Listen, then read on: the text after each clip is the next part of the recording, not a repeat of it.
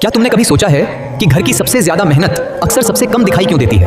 क्यों वो हाथ जो सुबह सबसे पहले उठते हैं और रात में सबसे आखिर में रुकते हैं अक्सर खाली रह जाते हैं और उनकी थकान किसी की नजर में क्यों नहीं आती? सुनो बेटा, जरा सोचो।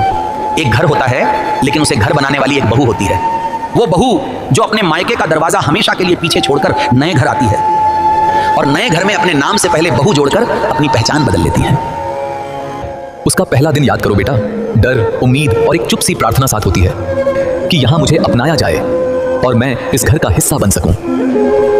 लेकिन अपनाया जाना अक्सर शब्दों में नहीं बल्कि कामों में मांगा जाता है। वो बिना कहे समझती हैं किसे कैसी चाय चाहिए, किसे कब दवा देनी है, किसे कब चुप रहना अच्छा है और किस समय किसका मूड कैसा है।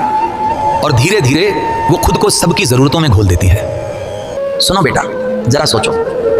जब घर में कोई बीमार पड़ता है तो रात की नींद सबसे पहले बहू खोती है और थकान चुपचाप सहती है। जब घर में मेहमान आते हैं तो अपनी थकान सबसे पहले बहू छुपाती है और जब घर में कोई परेशानी आती है तो अपने मन को बहू ही समझाती है। लेकिन क्या कभी किसी ने उससे पूछा कि तुम ठीक हो या नहीं? यहीं से बेटा एक चुप सी कहानी शुरू होती है जो दिखती नहीं है। वो एहसान जो रोज निभाया जाता है धीरे धीरे जिम्मेदारी बन जाता है और जो जिम्मेदारी बन जाए उसका शुक्रिया कभी कहा नहीं जाता। बहू खाना बनाए तो कहा जाता है तो क्या उसका ही तो काम है? बहू घर संभाले तो कहा जाता है तो क्या उसी के लिए आई है? बहू सब सहले तो कहा जाता है तो क्या बहू है? बेटा यही वो जगह है जहां एहसान दिखना बंद हो जाता है और जब एहसान न दिखे तो दिल चुपचाप भारी होने लगता है। बहू मुस्कुराती रहती है लेकिन भीतर एक सवाल पलता रहता है, क्या मेरा होना सिर्फ काम तक ही सीमित है? सुनो बेटा, जरा सोचो। वो दिन भी आता है जब बहू की चुप्पी गलत समझ ली जाती है, उसकी सहनशीलता को कमजोरी और त्याग को आदत समझ लिया जाता है। यहीं से रिश्तों में एक महीन सी दरार पड़नी शुरू होती है। वो दरार दिखती नहीं लेकिन अंदर ही अंदर गहरी होती जाती है। और जब बहू कभी अपनी बात कह दे तो कहा जाता है, इतना बदल कैसे गई, जैसे उसने कोई अपराध कर दिया हो। बेटा किसी ने यह नहीं सोचा कि वो बदली नहीं है, वो थक गई है बरसों से अंदर ही अंदर जमा हुई थकान से। और यहीं पर एक और सच्चाई जन्म लेने लगती है और उसी सच्चाई से बेटा अब कहानी आगे बढ़ती है जहां बहू की चुप्पी बोलने लगती है। वो बहू जो थक गई थी किसी से शिकायत करने नहीं आई थी। वो बस चाहती थी कि कोई उसकी मेहनत देख ले और मन की थकान समझ ले। लेकिन बेटा जब घर में किसी का योगदान देखा नहीं जाता तो धीरे धीरे वो योगदान महसूस होना भी बंद हो जाता है। सुनो बेटा, जरा सोचो। अगर बहू एक दिन थोड़ा कम बोले तो कहा जाता है कि वो मूड में है और बात को वहीं छोड़ दिया जाता है।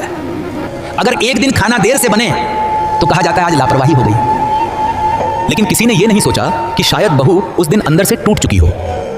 बेटा जो इंसान रोज सबके लिए खड़ा रहता है वो सबसे आखिर में खुद के लिए खड़ा हो पाता है। और यही सबसे बड़ा अन्याय है जो चुपचाप रोज होता है। धीरे धीरे बहू समझ जाती है कि उसका मूल्य उसके काम से जोड़ा जा रहा है, उसके अस्तित्व से नहीं। और यहीं से रिश्ते बोझ बनने लगते हैं। वो घर जो कभी अपनापन देता था अब जिम्मेदारियों की सूची बन जाता है। बहू सब करती है लेकिन मन के किसी कोने में खालीपन रह जाता है। सुनो बेटा, जरा सोचो। अगर किसी दिन बहू सच में टूट जाए तो घर वाले कहते हैं हमने तो कभी कुछ कहा ही नहीं।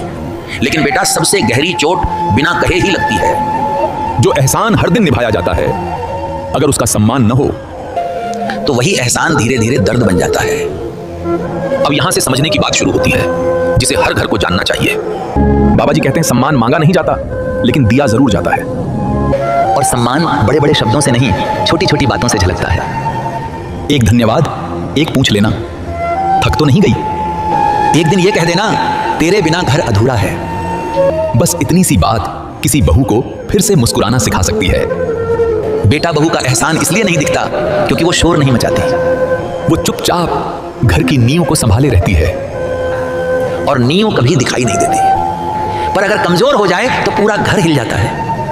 अब सुन बेटा, जो मैं कहने जा रहा हूं हर घर के लिए रहस्य है।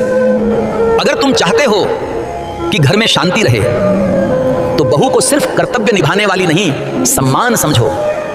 क्योंकि जिस घर में बहू का मन खुश होता है उस घर में भगवान अपने आप वास करते हैं।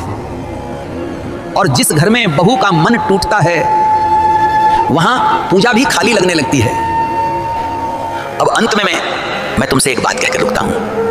अगर तुम सास ससुर हो तो सोचो क्या कभी धन्यवाद कहा, और अगर तुम पति हो तो सोचो क्या पत्नी के पक्ष में बोले, क्योंकि बेटा बहू का एहसान दिखाई भले न दे, पर उसी एहसान पर पूरा घर टिका होता है। अगर आज की बात दिल को छू गई हो तो कमेंट में बस इतना लिख देना, मैंने समझ लिया। बाबा।